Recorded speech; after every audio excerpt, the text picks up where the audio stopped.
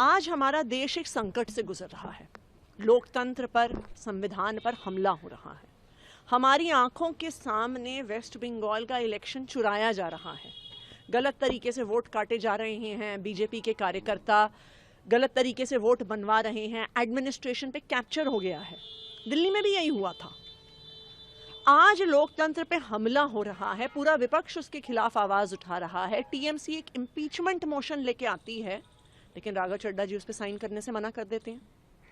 विपक्ष लोकतंत्र पे हो रहे हमले के मुद्दे पे वॉकआउट करती है संसद से। राघव जी वॉकआउट करने से मना कर देते हैं। गुजरात में आम आदमी पार्टी के कार्यकर्ताओं पे झूठे केस करके बीजेपी की पुलिस उनको जेल में डाल रही है। राघव जी उस पर आवाज उठाने से मना कर देते हैं। आज मोदी जी ट्रंप के सामने झुक गए। उस वजह से एलपीजी का संकट एक एक आम आदमी की जिंदगी को प्रभावित कर रहा है। लेकिन जब पार्टी राघव जी को उस पर बोलने को कहती है तो वो मुंह में दही जमा के बैठ जाते हैं। तो ये क्या दिखा रहा है? ये दिखा रहा है कि आज राघव जी बीजेपी पे सवाल उठाने से डर रहे हैं। मोदी जी के खिलाफ आवाज उठाने से डर रहे हैं। और शायद आज ऐसा लगता है कि 2 साल पहले जब अरविंद केजरीवाल जी की गिरफ्तारी हुई थी तो उन्होंने जिस प्रकार से कहा था कि मेरी आंखों का ऑपरेशन है, इस वजह से मैं भारत से बाहर हूं, शायद तब भी वो मोदी जी से डर गए थे। देखिए, रीजन तो सबके सामने है।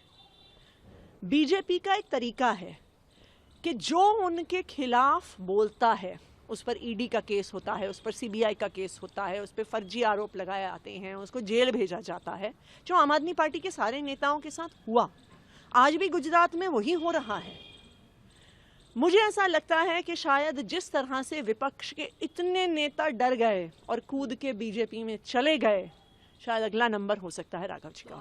अब देखिए, ये तो समय ही बताएगा, लेकिन ये तो बिल्कुल साफ है कि आज बीजेपी और उनके लोकतंत्र पर किए जा रहे हमले के खिलाफ राघव जी बोलने को तैयार नहीं है।